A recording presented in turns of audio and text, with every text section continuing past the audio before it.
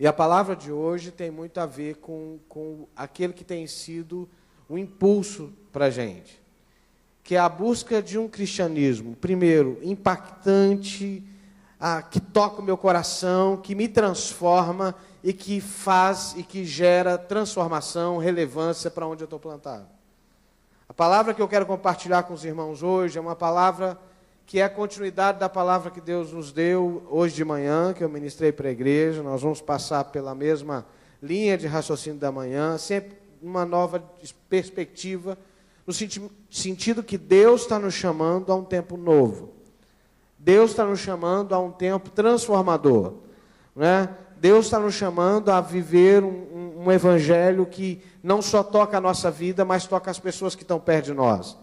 Eu creio firmemente, irmãos, que a nossa geração vai experimentar um avivamento, uma transformação que vai deixar marcas por séculos na vida, na história da humanidade. Eu, sinceramente, creio que Deus nos chamou para viver um tempo extraordinário. Que Deus nos chamou para viver frutos extraordinários, que Deus nos chamou para viver uma vida familiar extraordinária, uma vida pessoal extraordinária, uma vida com Cristo que toca as pessoas, que toca a nossa própria vida e que dá sentido para esse caos que está estabelecido aí. Eu tenho falado aqui ao longo do tempo que na história da humanidade, os momentos onde a igreja floresceu e foi abençoadora, não foram momentos precedidos de bonança. Quase sempre o mundo foi sacudido pela palavra de Deus num período de caos, num período de desesperança, num período de descrédito para as pessoas que estão à volta, num período onde a única forma de mudar a história era mesmo a palavra de Deus, e sempre é. Mas o ser humano é constantemente inclinado a achar que a prosperidade dele é suficiente, que a prosperidade dele, que a sua sabedoria pessoal é suficiente. E a palavra que eu quero compartilhar com os irmãos hoje é uma palavra que nos ajuda a ver que o óbvio não é suficiente, que o natural não é suficiente, que aquilo que não passa, como diz a Bíblia, da justiça dos fariseus não é suficiente. Que uma fé que não seja viva, transformadora, impactante, não é suficiente.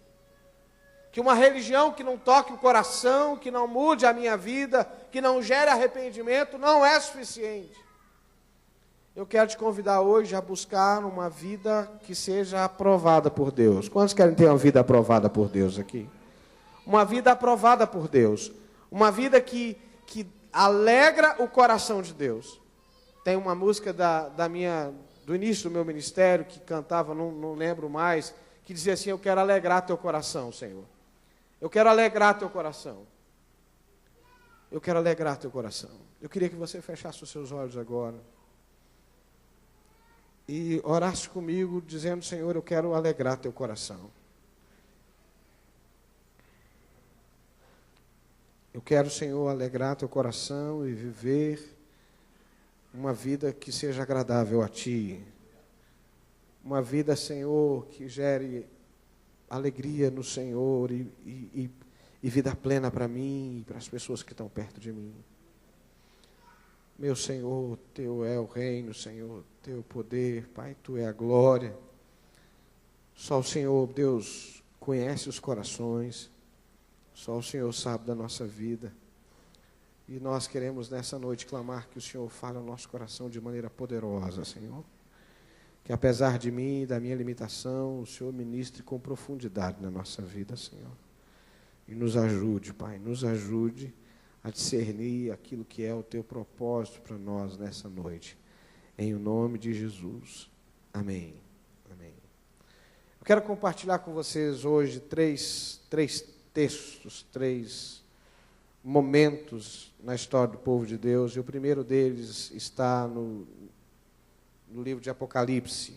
Apocalipse, livro das Revelações, capítulo 2.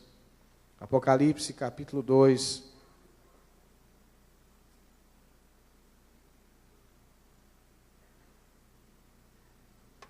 a partir do verso 1. Mesmo assentados, quero te convidar a acompanhar comigo o que diz a palavra. Ao anjo da igreja em Éfeso escreva: estas são as palavras daquele que tem as 7 estrelas em sua mão direita e anda entre os 7 candelabros de ouro. Conheço as tuas obras, o teu trabalho árduo e a sua perseverança. Sei que você não pode tolerar homens maus, que pôs à prova os que dizem ser apóstolos, mas não são, e descobriu que eles eram impostores. Você tem perseverado e suportado sofrimentos por causa do meu nome, e não tem desfalecido. Contra você, porém, tenho isto: você abandonou o seu primeiro amor. Lembre-se de onde caiu, arrependa-se, pratique as obras que praticava no princípio. Se não arrepender, virei a você e tirarei o seu candelabro do lugar dele. Como é que a minha vida pode ser uma vida relevante? Como é que a minha vida pode ser uma vida abençoadora? Como é que a minha vida pode ser uma vida agradável a Deus? Porque eu tenho para mim que ninguém quer viver uma vida que seja reprovável. Ninguém quer viver uma vida que ao final dela você diga assim: puxa, eu acho que eu escolhi errado. Eu acho que eu não fiz as melhores escolhas. Eu acho que eu podia ter feito diferente. É verdade que na medida que a gente amadurece, a gente vai descobrindo coisas que a gente podia ter feito diferente. Mas deve ser uma coisa muito triste chegar ao momento de colher e você perceber que a semeadura ainda está toda por fazer. Deve ser muito ruim chegar no momento final da vida, onde você não tem mais vigor, onde você não tem mais força, onde você percebe que os dias estão indo e você olha para trás e não consegue perceber um legado, não consegue perceber uma história, uma trajetória que alegre o coração de Deus. É verdade que nunca é tarde para se arrepender. É verdade que Abraão começou a caminhada dele de fé aos 85 anos. É verdade que sempre é oportuno voltar-se para o Senhor. Mas é verdade também que o quanto antes eu descubro o chamado de Deus para a minha vida, melhor pode ser essa vida, mais impactante pode ser essa vida, mais abençoadora pode ser essa vida. E talvez você diga assim: pastor, eu não tenho pretensões muito altas, eu não tenho pretensões muito grandes. Eu só quero dar conta de criar meus filhos, de pagar minhas contas, de viver minha vida pacificamente. Eu quero te dizer que só de honrar o teu casamento e fazer do teu casamento relevante, você já está fazendo uma grande coisa. Só de criar bem um filho, você já está fazendo uma grande coisa. Porque a história de muita gente é minada por um pai ruim, por uma mãe ruim, por um marido ruim, por uma esposa que não chega a contento. Ou seja, seja qual for a tua pretensão, a tua perspectiva de vida como profissional, como crente, o que for, você é chamado a fazer e deixar uma marca, um legado relevante na vida das pessoas que estão à sua volta. Seja você pai, mãe, filho, profissional, crente. Ninguém veio para essa vida para tirar férias. Ninguém veio para essa vida para passar desapercebido. Ninguém veio para essa vida só para cumprir tabela, para poder seguir um cronograma. Não, eu creio sinceramente que cada um de nós nasceu e foi gerado dentro de um propósito. Amém, querido? Então diga para o teu irmão, por favor: você foi gerado por um propósito. Fala para ele. Você foi gerado por um propósito e a gente precisa se dar conta disso. A gente precisa se dar conta disso. Nós fomos gerados por um propósito e a gente não pode virar as costas para isso, por mais difícil que seja esse propósito. E para viver essa vida abençoadora, como Deus disse para Abraão: ser tu uma bênção, eu preciso me dar conta de algumas coisas. A primeira coisa é que uma vida moral, religiosa, ética é muito boa, mas não é o suficiente. E a palavra da manhã, hoje eu gastei um bom tempo pensando nisso com os irmãos do culto da manhã. Eu tenho que primeiro me descobrir que eu preciso não me conformar com a minha vida. A palavra diz assim, Paulo diz assim: não vos conformeis com esse século, mas transformai-vos pela renovação da vossa mente, para que experimenteis qual seja a boa, agradável e perfeita vontade de Deus. É terrível quando a gente chega num lugar que a gente acha que já alcançou o topo, que a gente acha que já alcançou a maturidade plena, quando a gente acha que não tem mais nada para mudar. A primeira vez que eu estive com a comunidade do Global, a minha sensação foi exatamente essa tua, Guto. Dizer assim, meu Deus, o que é que eu estou fazendo? Não é? Não devia nem estar aqui. Por que o Senhor me trouxe para cá? O que é que eu estou fazendo aqui? Porque há tanto por aprender, há tanto por crescer, preciso tanto mudar a minha vida. Então a primeira coisa é a gente descobrir que as nossas boas obras, elas são incapazes de agradar a Deus pelo nosso próprio esforço. Presta atenção que a palavra de Deus para a igreja de Éfeso é que ela era uma igreja trabalhadora. Ela era uma igreja perseverante. Ela era uma igreja que tinha clareza do que era certo e errado, e ela chegou a resistir a hereges, a desmascarar. Eu espero que na festa das máscaras, depois a gente tire as máscaras, né? A ideia é essa, né? Depois a gente tire as máscaras. Porque a igreja de Éfeso foi uma igreja que desmascarou falsos apóstolos. Mas a palavra de Deus diz assim, arrepende-te, porque senão eu vou vir a você e tirar o candeeiro, que é tirar a presença do Espírito. Vou me ausentar de você. Ou seja, eu preciso ter clareza de que as minhas boas obras não conseguem resolver o problema da minha vida. De que o meu bom caráter, que as minhas, como diz a Bíblia, as nossas boas obras são como trapos de imundície, porque elas estão muitas vezes vinculadas a pecados, a escolhas erradas. Eu preciso dizer, a minha moralidade não basta, a minha justiça própria não basta, não é? Eu não devo me orgulhar da minha humildade, entendeu? Há sempre mais de Deus para nós.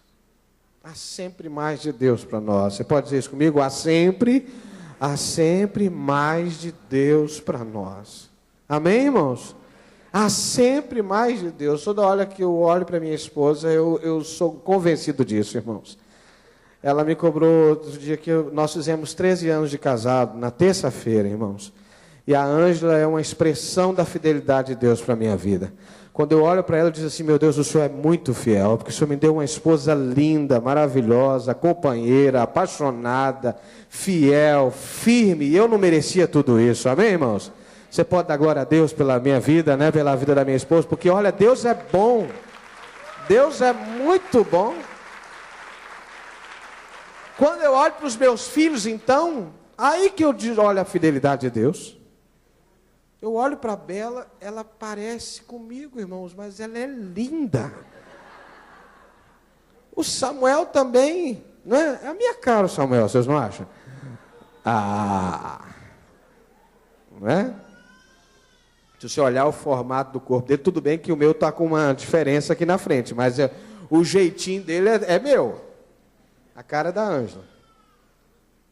Quando a gente olha para a família, é uma expressão da fidelidade de Deus. Então, toda vez que eu olho para Deus, eu preciso me dar conta de que há mais de Deus para mim. Então, diga com o teu irmão assim, com bastante coragem, ousadia, faça melhor do que eu, pregue, seja cheio do Espírito, diga assim, não se conforme, querido, não se conforme, tem mais de Deus, você pode ser melhor. Você pode ter uma vida melhor, você pode ter uma vida mais impactante, você pode receber mais de Deus.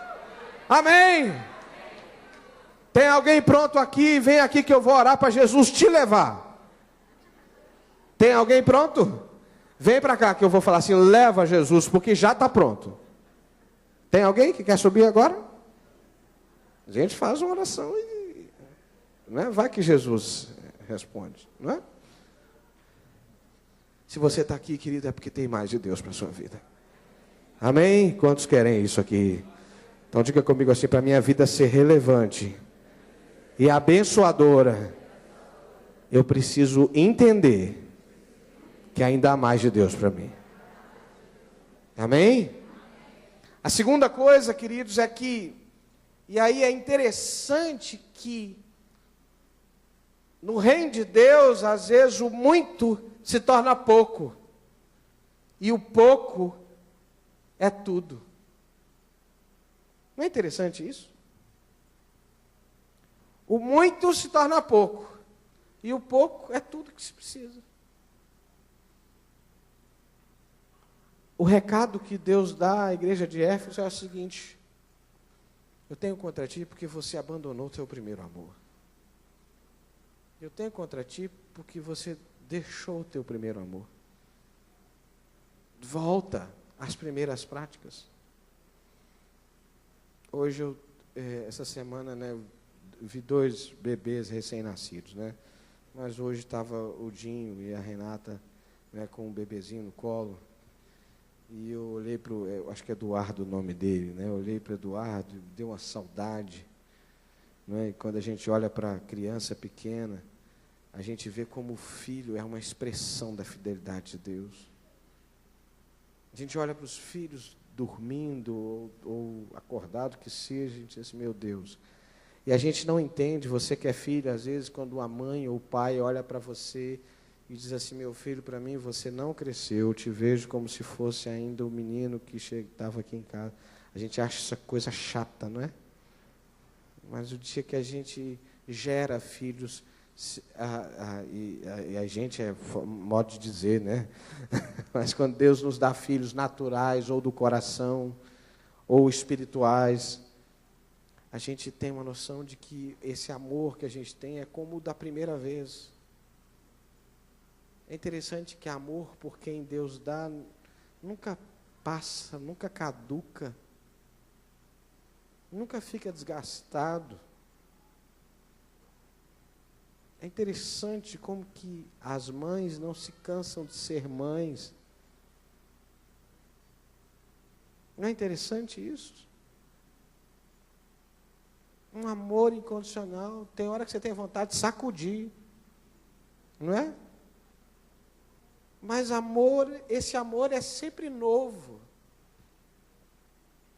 É novo na hora que nasce, é novo quando cresce, é novo quando aprende as primeiras palavras, é novo quando vira adolescente, é novo quando... Tudo é novo, sempre é novo. É um amor sempre fresco.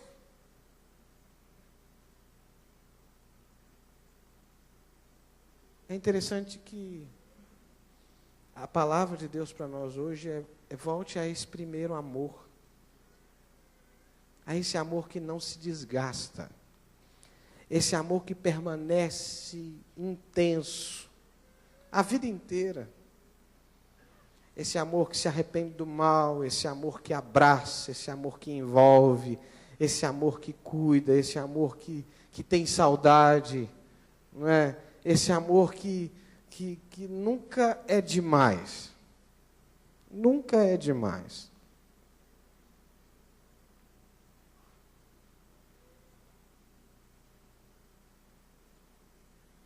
A gente precisa passar de uma época em que a nossa relação com Deus depende das circunstâncias e das coisas que Ele pode oferecer. E viver um tempo e uma estação perene, onde a minha relação com Deus é sempre nova, é sempre apaixonante, é sempre intensa, profunda, renovadora.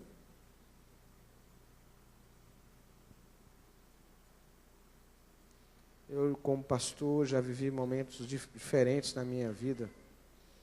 E um dos momentos que, graças a Deus, eu deixei para trás, era aquele de tentar fazer com que as pessoas amassem a Deus e servissem a Deus, pela minha influência.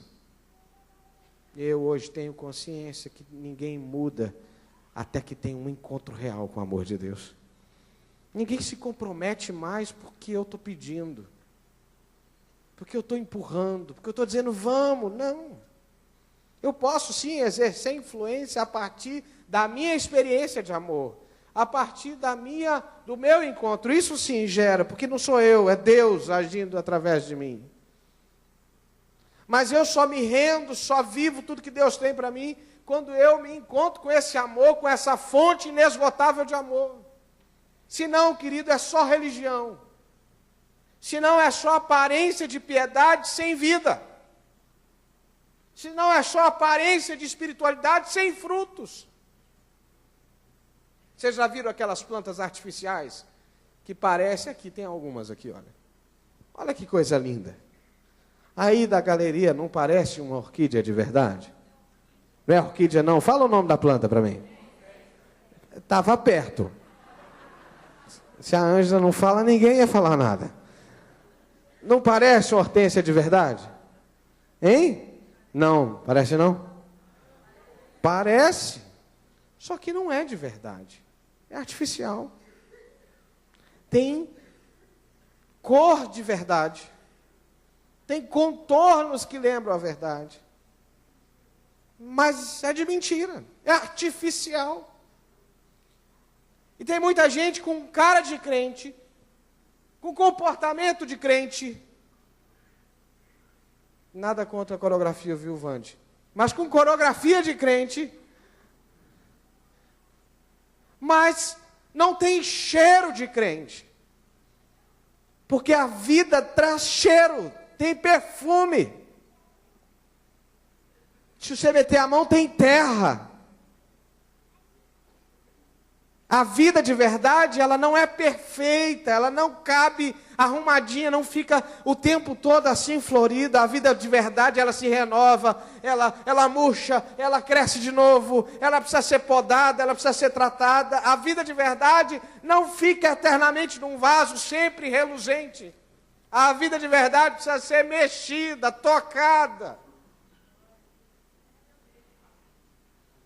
A gente viajou esses dias por causa do Conselho Geral e nós chegamos e a calopsita lá das crianças estava meio que deprimida. Né? Na verdade é da Ângela, eu acho, né?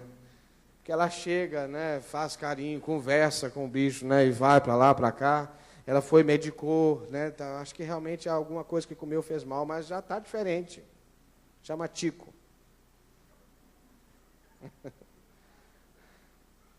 O que é vivo precisa do toque, precisa do encontro contínuo, permanente. E o que Jesus não encontra na igreja de Éfeso é isso. Você deixou o primeiro amor, você entrou no automático. Fala com o teu irmão aí, sai do automático, fala para ele, sai do automático. Sai do automático. Entendeu? Sabe aquela hora que você conversa com o teu amigo, com o teu marido, com a tua esposa, que tudo ele fala assim, aham. Aham. Né? De vez em quando está com o celular, não, aham. Aham. Sai do automático, irmão. A vida com Jesus, que é frutífera e relevante, é uma vida primeiro inconformada. Eu não me conformo com o que eu vivi ontem, porque o Deus que eu sirvo tem coisa nova para mim hoje, e amanhã já tem mais novidade de Deus para mim. Uma vida abençoadora e relevante é uma vida que se renova a cada dia é como o primeiro, cada dia é apaixonante como o primeiro, porque o Deus que eu sirvo é um Deus vivo. Se a minha experiência ficou lá atrás, lá no passado, eu preciso voltar. Porque eu corro o risco de perder, de me ausentar da presença do Espírito. O segundo texto que eu quero compartilhar brevemente com os irmãos, e que me fala de uma vida impactante e apaixonada, é o texto de Marta e Maria.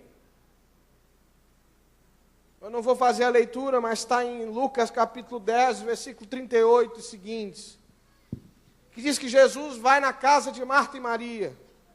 E Marta e Maria e Lázaro, né? Essa casa era uma casa que recebia sempre Jesus. Você recebe sempre Jesus na sua casa? Quem recebe Jesus na sua casa aqui? Diga para ele, bem-vindo Jesus, né? Bem-vindo, né? Sempre, faça da sua casa um lugar da habitação de Jesus. Mas é interessante que às vezes, mesmo Jesus estando presente, a nossa atitude, o nosso estilo de vida Não leva em consideração a presença de Jesus.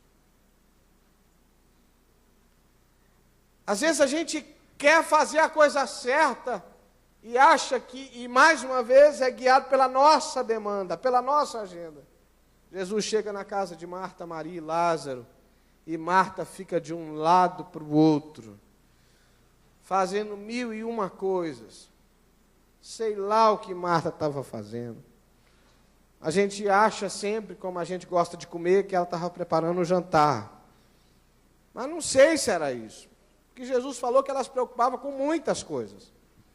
E ninguém ia reclamar de comer, não é verdade? A sensação que dá é que Jesus chega na casa de Marta e Maria e Lázaro, e Marta continua na correria. Marta continua para lá e para cá. Não é? Fazendo um monte de coisa. Ela não leva em consideração a presença de Jesus ali. Por outro lado, Maria se assenta aos pés de Jesus. Ela sabe que Jesus tem algo a oferecer para ela. Ela não cai na tentação de oferecer alguma coisa para Jesus, a não ser a vida. Fala com teu irmão, por favor, diga para ele, mas diga cheio de unção. A única coisa que você pode oferecer a Jesus, fala para ele, é toda a sua vida. Qualquer coisa menor do que isso não é suficiente. Entendeu? Marta queria produzir coisas para Jesus. A única coisa que Jesus precisava era da vida, da entrega, da rendição. Eu não sei se eu estou sendo claro com você. Estou sendo claro com você? Uma vida impactante e relevante é uma vida de adoração contínua. É uma vida que eu reconheço quem é Jesus e reconheço quem eu sou. É uma vida que eu olho para Jesus e sei que Ele é Jesus, Ele é o Senhor, Ele é o provedor. Então, a mim só cabe adorá-lo e entregá-lo tudo que eu tenho. Porque só quando eu entrego tudo que eu tenho, eu posso também receber o que Deus tem para me dar e potencializar essa vida que Deus me chamou para viver. Sim, eu estou sendo claro com você, irmão? Então, eu primeiro preciso não me conformar. Segundo, eu preciso de um encontro renovador, que se renove a cada dia, de um primeiro amor, uma paixão intensa, inocente, ingênua, arrebatadora com Jesus. Em terceiro lugar, eu preciso de uma vida de adoração a Jesus, porque só adora Jesus quem reconhece que Ele é Senhor. Só adora Jesus quem reconhece que Ele é Senhor.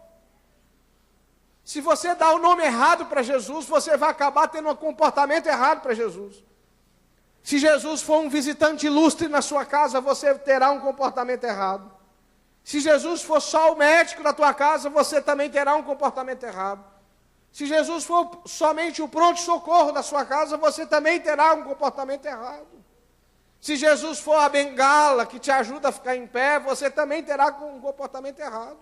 Você só vai ter um comportamento agradável a Deus quando você reconhece que Ele é o Senhor. Ele é o Senhor, Deus vivo e verdadeiro, aquele que esteve morto, mas ressuscitou, a razão da minha vida, o verbo de Deus que preexistia antes de tudo e que fez tudo pelo sopro da sua boca. Sabe, queridos, nós nos encantamos muito com o que a gente pode fazer, mas Deus não precisou de nada para criar você, só a palavra dEle, bastou Jesus para você vir à existência, e basta Jesus para que as coisas comecem a andar na sua vida. Mas Jesus não aceita nenhum outro lugar que não seja o de Senhor. Sabe por quê? Porque Ele não cabe em nenhum outro lugar. Ele não cabe em nenhum outro lugar.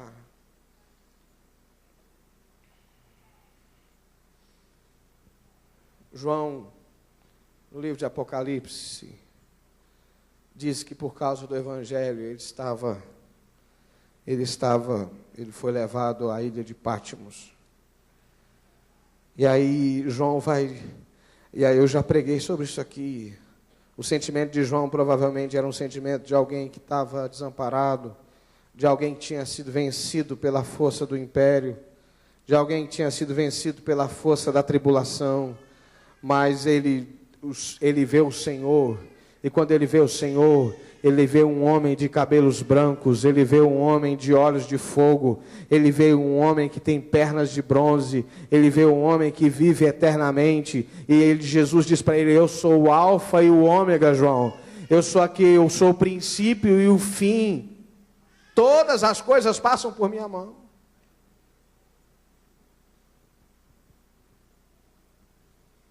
Sabe, queridos, hoje, em lugares que Jesus não é anunciado, porque é proibitivo falar de Jesus, as pessoas estão tendo encontros com Jesus.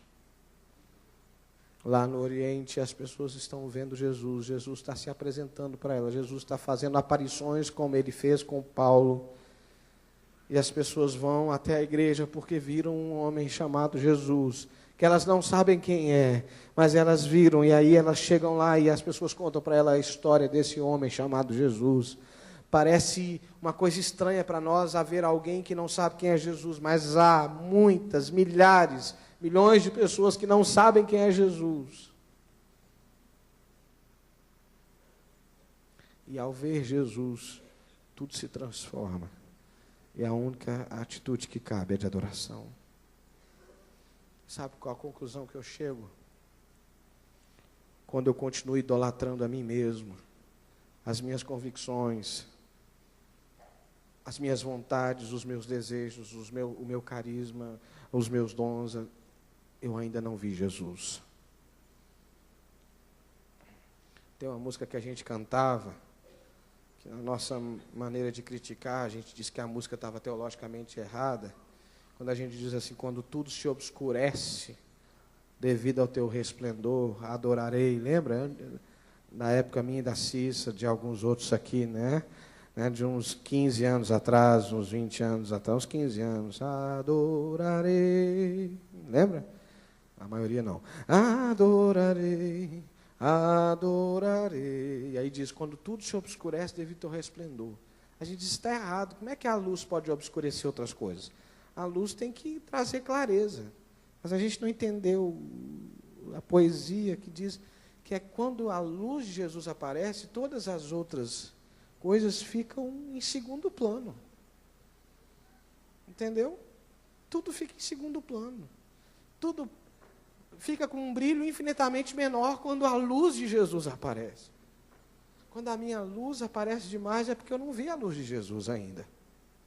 Quando a minha ansiedade fala demais, é porque eu ainda preciso me abrir mais para a luz de Jesus. Porque quando eu vejo a luz de Jesus, a única coisa que me cabe é adorar. É adorar, é dizer: Senhor, a resposta é o Senhor, a vitória é o Senhor, a provisão é o Senhor.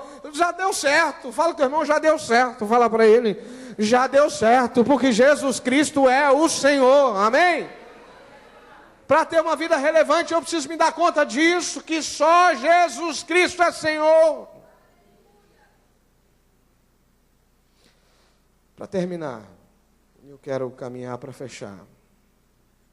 O terceiro texto é Jeremias. E esse é um texto que particularmente me toca muito. Jeremias, capítulo 20.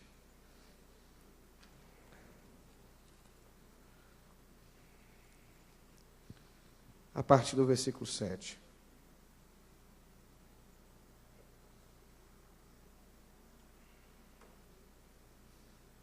Só para recordar, a primeira atitude, você pode só com a primeira atitude de uma vida relevante e abençoadora é que eu não me conformo com o estado da minha vida. Eu reconheço que há mais de Deus. A segunda é que eu busco um amor renovador, transformador com Jesus, como da primeira vez. A terceira característica é o que nós dissemos agora, de que a única coisa que me resta é adorar, porque eu reconheço que Jesus é Senhor.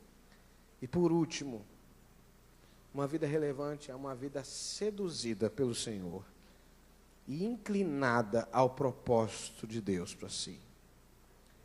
Jeremias é um homem que recebe um chamado muito cedo na sua vida. quando ele recebe o chamado, no capítulo 1, Deus diz para ele assim: Jeremias, não diga que eu passo de uma criança, que você não passa de uma criança, porque você vai a quem eu te mandar. E antes que você nascesse, eu já te conhecia, e já tinha te consagrado.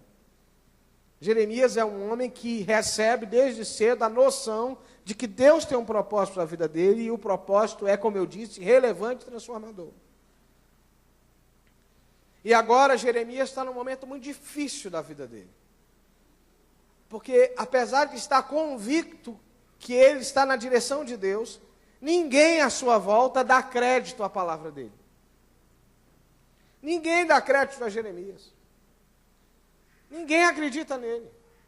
Ele é um homem cheio de Espírito, ele é um homem cheio de Deus, mas a palavra dele não convence ninguém. Você imagina que crise. E é tão profunda, e Jeremias é preso, metido no tronco, no pátio do templo. Ele é exposto à humilhação por causa da palavra de Deus. E ele maldiz o dia da morte dele, do dia do nascimento dele. Mas olha o que diz o versículo 7. Esse termo não é enganaste, é seduziste. Senhor, tu me persuadiste, é o termo que a gente usa aqui na revista atualizada. E persuadido fiquei. Foste mais forte do que eu e prevaleceste. Eu sou ridicularizado o dia inteiro. Todos zombam de mim. Pode passar, por favor. Porque sempre que falo, é para gritar que há violência e destruição. Por isso a palavra do Senhor trouxe-me insulto e censura, o tempo todo. Mas se eu digo, não mencionarei, nem mais falarei em seu nome, é como se um fogo ardesse em meu coração, um fogo dentro de mim. Estou exausto, tentando contê-lo, já não posso mais. É interessante a fala de Jeremias, que ele diz assim: Senhor, o Senhor me seduziu, o Senhor me persuadiu. E a NVI diz: o Senhor me enganou, mas Deus não enganou, mas no sentido de que o Senhor me levou com a tua palavra. E eu fui seduzido. Porque eu vou te dizer um negócio, Senhor, cada vez que eu falo é vergonha. Eu sou humilhado, eu sou ridicularizado, as pessoas zombam de mim. Eu estou aqui metido no tronco por causa do Senhor. Mas eu quero parar de falar, eu quero não anunciar, eu quero esconder o que o Senhor me disse, para que eu seja então poupado. Mas é mais forte do que eu. Eu tenho que falar, eu tenho que gritar, ai de mim se eu não faço, porque é como um fogo encerrado nos meus ossos. É como um fogo, como uma coisa que cresce e vem aqui pela garganta, isso tem que sair pela boca. Não dá para conter, não dá para reprimir. Vidas, queridos, relevantes e abençoadoras são pessoas que de fato foram convencidas pelo Espírito, foram seduzidas pelo Espírito, foram contagiadas pelo Espírito, e elas estão de fato entregues, totalmente entregues, racionalmente entregues, mas sobretudo pela fé entregues. E elas têm que falar, elas têm que anunciar, elas têm que viver o propósito. Porque não fazer isso é como morrer. Não dá para negar esse fogo que queima nos ossos. E aí, queridos, a gente precisa de fato rever uma postura religiosa que não me impulsiona. Uma experiência com Deus que não me chama a viver e abençoar outros, que não me chama a falar desse amor para outras pessoas, que não me impulsiona a querer fazer discípulos, a querer abençoar vidas. Não combina com o Evangelho uma vida contida. E presta atenção, você não precisa ser extrovertido, preste bastante atenção, você não precisa ser igual ao pastor Guto. Outro dia eu passei lá no Renove, o pastor Guto estava pregando, e ele disse assim: faz barulho para Jesus! Né? Nem todo mundo é assim, para frente, extrovertido como ele. Não, Varão, você é introvertido também? É? Ficou vermelho, pastor Guto. Acredite você, se você quiser, mas as pessoas mais usadas por Deus não são as mais capazes, não são as mais gabaritadas, não são as mais inteligentes, são aquelas que estão mais convictas do propósito de Deus na sua vida. São aquelas que não podem fugir do plano de Deus, que não podem fugir do propósito de Deus. E por isso elas se entregam. Eu tenho dito aqui que é impressionante como que as pessoas dão um crédito à palavra do diabo. Quando alguém diz assim, olha, eu vi que o diabo está querendo te matar. Você diz assim, é mesmo? E aí você fica assustado porque o diabo está querendo te matar. Apesar da Bíblia já ter dito que ele veio para matar, roubar e destruir. Mas quando a gente diz assim, Jesus diz assim, eu vim para que tenha vida e vida em abundância. Eu vim para que você viva plenamente. Eu vim para que o plano de Deus se realize na sua vida. Eu vim para fazer forte e alcançado e renovar as forças daquele que não tem nenhum vigor. Eu vim para te fazer voar como as águias. Eu vim para fazer de você boca de Deus na terra. Eu vim para que você seja instrumento de salvação para os perdidos. Parece que nós estamos falando grego. Então fala comigo assim, é comigo, Jesus. É comigo, Jesus. Eu quero essa paixão, eu quero essa intensidade. Eu quero essa vida em mim, eu quero esse fogo que arde em meus ossos e me leve para o lugar que Deus sonhou para mim. Não tem meio termo, meu irmão, não dá para ficar em cima do muro, não dá para ser mais ou menos crente, mais ou menos avivado, mais ou menos comprometido com o discipulado, mais ou menos submisso, não dá, ou é ou não é. E no reino de Deus, quem não ajunta, espalha. Você pode ser metodista por 100 anos, mas você não pode ser um cristão apaixonado sem que Jesus seja o centro da sua vida. Eu quero te convidar a se colocar em pé.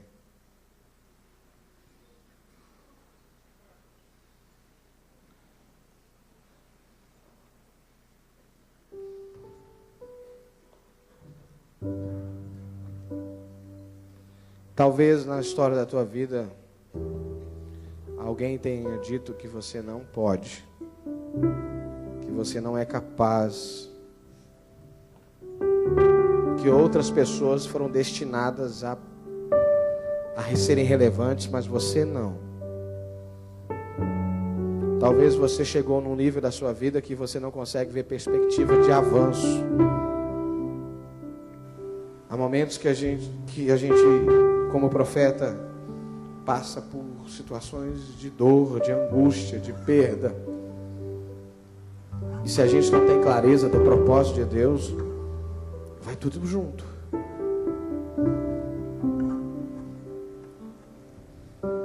Hoje eu estava numa reunião de ministério, conversando com uma irmã, com um ministério.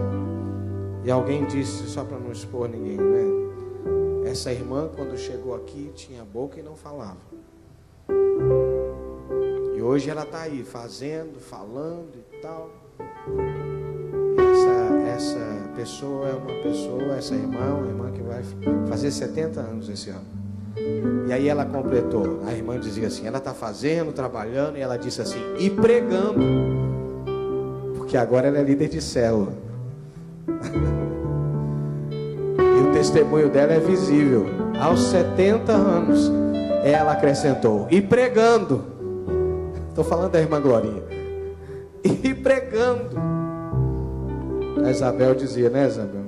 Entrou aqui, não falava e tal, agora está aí, para lá, para cá. E ela disse, e pregando. Talvez você entrou aqui, você chega mais depois e sai antes. Como o culto está mais cedo, não dá para sair agora. Segura aí. Como eu estou terminando mais cedo. Talvez você faça questão, você veja, eu vou para aquela igreja, porque ela é uma igreja um pouco maior do que essa aqui no meu bairro, e lá eu vou conseguir ficar quietinho sem ninguém me perceber.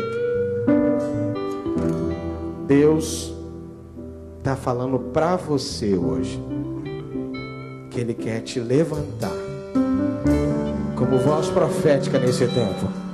Ele quer te levantar como um discipulador de excelência. Ele quer te levantar como um pai excelente, como uma mãe excelente, como um homem excelente, como uma mulher excelente. Deus quer fazer de você uma bênção. Deus está dizendo assim: seja você uma bênção, querido. Se você talvez desanimou no meio do caminho, Deus está te chamando a uma nova caminhada, a um novo tempo, a um novo de Deus para você. Se alguém te feriu e você desistiu, é hora de recomeçar em nome de Jesus, porque os planos de Deus vão se cumprir. Então, se você quer hoje esse renovo de Deus na sua vida, saia de onde você estiver e venha ao altar e diga: eu quero, Senhor, eu creio, Senhor, eu quero viver o teu propósito.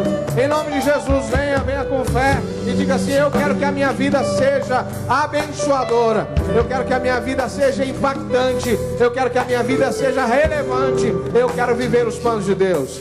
Sai do teu lugar em nome de Jesus. Senhor, por graça, Pai, traz o teu povo ao altar, para, Senhor, possamos viver aquilo que o Senhor quer.